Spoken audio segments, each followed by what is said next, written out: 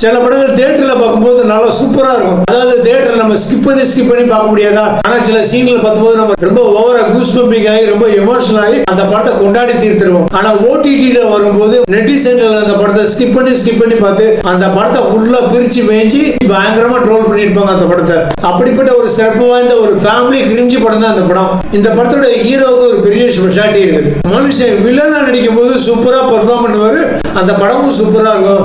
ஆனா மனுஷன் ஹீரோவா டிரான்ஸ்ஃபர்மேஷன் எடுக்கும் போதுதான் இந்த கங்கா கொஞ்சம் கொஞ்சமா சந்திரமுகியா மாற மாதிரி இவரு கொஞ்சம் கொஞ்சமா அப்படியே ஒரு கிரிஞ்சி மெட்டீரியலா மாறிடுவாரு. அது மட்டும் இல்லாம தன்னுடைய சினிமா கேரியர்ல தன்னுடைய மோசமான படங்களை எப்படி கிரிஞ்சா கொடுப்பாரோ அதே மாதிரி தன்னுடைய சில நல்ல படங்களையும் கிரிஞ்சா கொடுக்கக்கூடிய ஒரு நல்ல ஒரு திறமையான நடிகர் தான் இந்த நடிகர். அதுக்கு இவரை குற்றம் சொல்ல முடியாது. இந்த படத்தோட கதை எப்படி, ஏன்னா படத்துல இந்த வர்ற ஃபேமிலி ஃபுல்லாமே எப்ப பார்த்தாலும் கத்தி சண்டை போட்டுக்கிட்டே தான் இருப்பாங்க, சவுண்ட் விட்டே தான் இருப்பாங்க. கங்குவா படத்துக்கு பயங்கரமா டப் கொடுத்துட்டு இருப்பாங்க. அடுத்து இந்த படத்தோட டைரக்டர் பத்தி சொல்ல தேவையில்லை. ஃபேமிலி டிராமா எடுக்கிறதுல மனுஷன் கிங்னு சொல்லலாம். அந்த அளவுக்கு சூப்பரான சம்பவங்கள் பண்ணிட்டு இருப்பாரு. ஆனா என்ன, சில படங்கள் பார்த்தா கொஞ்சம் முத்தையா படங்களோட கொஞ்சம் கம்மியா கிரிஞ்சா இருக்கும், அவ்வளவுதான்.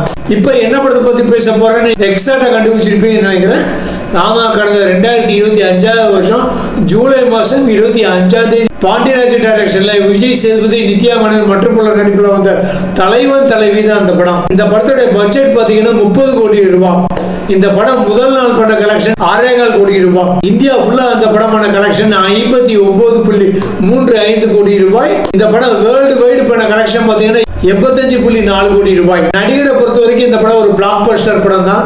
இந்த படத்தோட டைரக்டர் பொறுத்த வரைக்கும் இந்த படம் ஒரு ஃபேமிலி டிராமாவா ஒரு பிளாக் பஸ்டர் படம். ஏன்னா இது வரைக்கும் இந்த தமிழ் சினிமா பார்த்தீங்கன்னா அதிகமாக மாஸ் ஹீரோக்களுடைய படம் இல்லைன்னா ஆக்ஷன் படங்கள் தான் அதிகமான கலெக்ஷன் பண்ணும். இந்த ஃபேமிலி டிராமா படங்கள், காமெடி டிராமா படங்கள்லாம் அந்த அளவுக்கு கலெக்ஷன் பண்ணாது. கிட்டத்தட்ட ஒரு 30 கோடி ரூபாய் கலெக்ஷனோட பாய சுருட்டி அப்படியே படுத்து தூக்கிடும். ஆனா இந்த படம் தான் கிட்டத்தட்ட ஒரு 85 கோடி ரூபாய்க்கு மேல கலெக்ஷன் பண்ணிருக்கு. அது மட்டும் இல்லாம இந்த படத்துக்கு இன்னொரு ஸ்பெஷாலிட்டி என்னன்னா, இந்த 2025 வந்த படங்கள்லயே தக் லைஃப்கே டக் கொடுக்குற மாதிரி அதிகமா ட்ரோல் மெட்டீரியல் ஆன படம் இந்த படம் தான்.